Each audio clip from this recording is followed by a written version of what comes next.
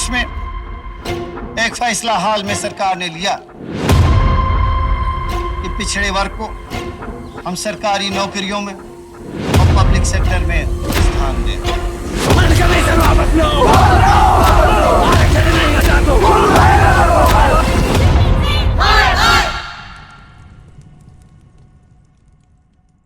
अगर देखा जाए तो कास्ट रिजर्वेशन अपने आप में एक बहुत ही पुराना और विवादित मुद्दा है। समय के साथ साथ कई लोग इसके सपोर्ट में खड़े हुए हैं तो कई लोग इसके विरोध में। कास्ट रिजर्वेशन का होना सही है या गलत, ये कहना तो काफी सब्जेक्टिव है, मगर रिजर्वेशन की मांग कहां से और कैसे शुरू हुई ये जानने के लिए हमें इतिहास में थोड़ा पीछे चलना होगा। ये बात है 1 जनवरी 1979 की, जब जनता पार्टी गवर्नमेंट ने पीएम मोरारजी देसाई के अंडर मंडल कमीशन का एस्टैब्लिशमेंट किया था। इस कमीशन को कांग्रेस मिनिस्टर श्री बिंदेश्वरी प्रसाद मंडल लीड कर रहे थे, जिसका मेन मोटिव सोशली और एजुकेशनली बैकवर्ड कास्ट को बढ़ावा देने के लिए सेंट्रल गवर्नमेंट को रिकमेंडेशंस देना था। मंडल कमीशन स्पेसिफिकली ओबीसीज के अपलिफ्टमेंट एंड डेवलपमेंट के बारे में बात करती है, जिसके अकॉर्डिंग इंडिया में टोटल 3743 कास्ट हैं जो ओबीसी क्लास के अंडर आती हैं, जिनकी टोटल पॉपुलेशन 52% बताई जाती है। मंडल कमीशन के रिकमेंडेशंस के मुताबिक ओबीसी क्लास में आने वाली कास्ट को सेंट्रल गवर्नमेंट जॉब्स और पब्लिक सेक्टर अंडरटेकिंग्स में 27% रिजर्वेशन मिलना चाहिए।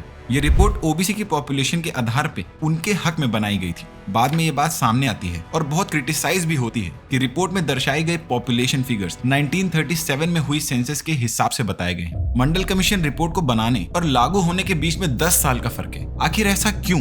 दरअसल 1980 में जब ये रिपोर्ट बनी तब कांग्रेस ने जनता पार्टी की सरकार गिराकर अपनी सरकार बनाई, जिसके बाद 10 सालों तक इस रिपोर्ट पर कांग्रेस की कोई भी एक्टिविटी नहीं देखी गई। 10 साल बाद अब 1989 के इलेक्शंस आते हैं, जिसमें राजीव गांधी को हार का सामना करना पड़ता है और इस बार जो पार्टी पावर में आती है वो एक गठबंधन की पार्टी थी जिसका नाम नेशनल फ्रंट था, जिसके अंतर्गत वीपी सिंह को पीएम बनाया गया। ये वो समय था जब रिजर्वेशन एक बार फिर से बहुत जोरों से चर्चा में आता है, क्योंकि पीएम वीपी सिंह अचानक से मंडल कमीशन की रिपोर्ट को एनफोर्स करने की ठान लेते हैं। 7 अगस्त 1990 को नेशनल फ्रंट ये डिक्लेयर करती है कि वो ओबीसी को 27% रिजर्वेशन देने को तैयार है, जिसके कुछ ही दिनों बाद प्रधानमंत्री वीपी सिंह इसे ऑफिशियली अनाउंस भी कर देते हैं। जैसे ही ये खबर लोगों तक पहुंची तो मानो पूरे देश में अराजकता का माहौल पैदा हो गया। लोग सड़कों पर उतर आए, स्टूडेंट्स, प्रोफेसर्स, अनएम्प्लॉयड इंडिविजुअल्स और पूरी अपर कास्ट ने प्रोटेस्ट और रैलीज करना शुरू कर दी। क्रिटिक्स ने भी जमकर क्रिटिसाइज किया। उन्होंने कहा जो कास्ट 60 साल पहले पीछे थी, ऐसा जरूरी नहीं कि वो आज भी पीछे ही हो।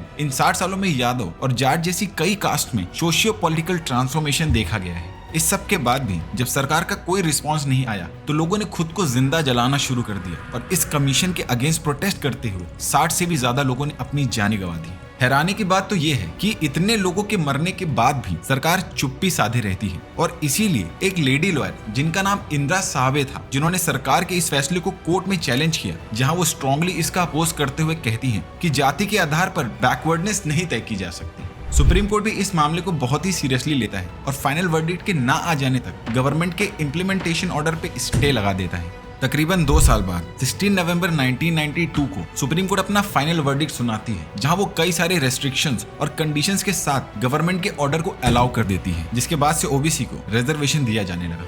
आज की डेट में रिजर्वेशन की एग्जिस्टेंस होना सही है या गलत, ये खुद में एक सब्जेक्ट टू डिबेट है। इंडियन कॉन्स्टिट्यूशन हमें right to equality and protection against discrimination तो जरूर देता है, मगर डीपीएसपी के अकॉर्डिंग सरकार बैकवर्ड क्लास को रिजर्वेशन दे सकती है, जिससे कि बैकवर्ड क्लास को एक्सप्लॉयटेशन और सोशल इनजस्टिस से बचाया जा सके और अपलिफ्ट करके सोसाइटी में एक बैलेंस स्टेटस दिया जा सके, जिसके मिल जाने के बाद रिजर्वेशन की एग्जिस्टेंस पूरी तरह से बेबुनियाद है। देखा जाए तो ये एक तरह का एडवांटेज है जो कि बैकवर्ड क्लास को अपर क्लास के अगेंस्ट दिया गया है, ताकि वो समय के साथ साथ अपर क्लास के बराबर आ सके। इस हिसाब से अगर देखा जाए तो किसी भी क्लास को अगर लंबे समय तक वन साइडेड एडवांटेज दिया जाए तो ऐसी क्लास भी सारे क्लासेस को डोमिनेट करते हुए काफी आगे निकल जाएंगी, जिससे कि समाज में वापस इम्बैलेंस और इनइक्वालिटी एग्जिस्ट करने लगेगी और रिजर्वेशन का पर्पस फेल हो जाएगा।